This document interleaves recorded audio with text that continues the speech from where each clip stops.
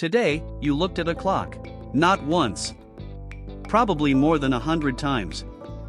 Your phone, your wrist, your car, your microwave, the corner of your laptop screen. Now consider this. For over 300,000 years, not a single one of your ancestors ever knew what time it was. Not approximately. Not roughly. Never. The question didn't exist. They lived entire lives, born, hunted, loved, raised children, died, without one single moment where they could have told you the hour. And yet somehow they were never late. So how did they do it? How does a human being organize a life, a family, an entire civilization, without a number telling them where they are in the day? The answer is stranger than you think. Because they weren't guessing. They had something we've lost. Here's the first thing to understand. You are a clock. Deep in your brain, just above where your optic nerves cross, sits a cluster of about 20,000 neurons called the suprachiasmatic nucleus. It's roughly the size of a grain of rice. And it keeps time.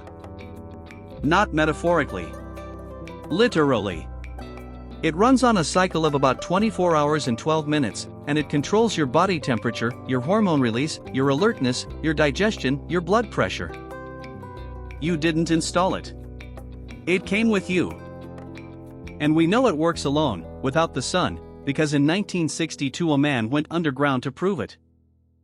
His name was Michel Siffre. He was a French geologist, 23 years old, and he climbed into a glacier cave in the Alps with no watch, no calendar, and no daylight. He stayed for 2 months.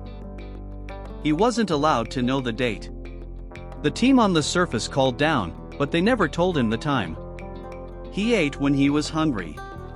He slept when he was tired. When they finally brought him up, he was asked what day he thought it was. He said August 20th. It was September 14th. He had lost 25 days. Alone, in total darkness, his internal clock had quietly stretched each of his days, running slightly longer than a real one. But here's the part that matters. He had a cycle. He slept and woke on a rhythm, over and over, for 2 months, with absolutely nothing telling him when. The clock was in him. It's in you too. But ancient humans didn't rely on that alone. They read the world. And they were extraordinarily good at it because they had to be. The sun told you the hour. Not by position alone, but by shadow. Stand a stick in the ground and the shadow shrinks all morning, vanishes at noon, and stretches east all afternoon. Every human on the planet knew this. It's the oldest instrument we have. But the deeper skill was the night sky. The stars rise about 4 minutes earlier every night. Over a year that adds up to a full rotation. Which means the position of a constellation at nightfall doesn't just tell you the hour, it tells you the season, the month, sometimes the week. Polynesian navigators cross thousands of miles of open Pacific using this. Not just direction, timing. When to leave. When the winds turn. Which stars rise where, and when. And then there were the animals. Birds don't sing randomly. Different species begin at different light levels, in a sequence so reliable that in England it has a name, the dawn chorus. Blackbird first, then robin, then wren, then sparrow. If you knew the order, the birds were telling you how long until sunrise. Flowers do it too. Some species open and close at specific hours. In the 1750s, the botanist Carl Linnaeus proposed you could plant a garden arranged so that whichever flower was open told you the time. He called it the horologium flori, the flower clock. This is the part we've forgotten. Time wasn't a number you read. It was a thing you perceived from light, shadow, temperature, hunger, birdsong, the angle of the stars. It was a sense. And like any sense, if you stop using it, it fades. Now here's where it gets genuinely strange. For most of recorded history, an hour was not a fixed amount of time. The Egyptians, then the Greeks, then medieval Europe, all did the same thing. They took the time between sunrise and sunset, and they divided it into 12 equal parts. Then they took the night and divided that into 12 as well. which means in summer, when the days are long, each daytime hour is long. And in winter it's short. In ancient Rome, a summer daytime hour ran about 75 minutes.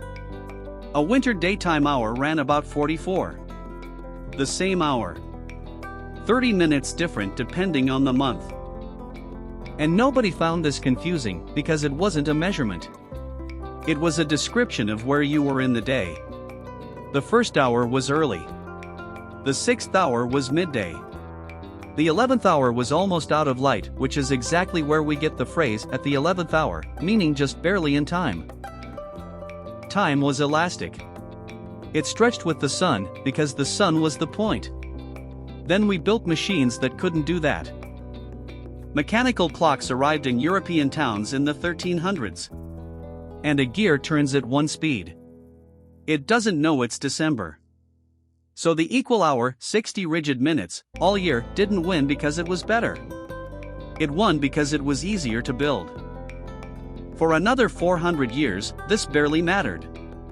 Every town simply set its clock by its own noon, the moment the sun was highest, right there. So every town had a different time. Bristol ran about 10 minutes behind London. Not wrong. Just further west. And then came the railway. Because a train schedule cannot work if every station keeps its own clock. Trains collided. In 1840, the Great Western Railway simply declared that every station on its line would use London time, regardless of where the sun was. They called it railway time. And within decades it swallowed the world. In America, on November 18, 1883, the railroads carved the country into time zones and every city reset its clocks on command. Newspapers called it the Day of Two Noons. Not a government. Not scientists. Railroad companies. Then the factory finished the job. In 1967, the historian E.P. Thompson published a study of what happened when work moved from farms to factories. On a farm you work by the task, milk the cows, bring in the harvest, work until it's done. In a factory you work by the clock. And for the first time in human history, being late became a moral failure. Thompson found something else. Workers testified that factory owners ran the clocks fast in the morning and slow in the evening. Some workers were forbidden to bring their own watches inside.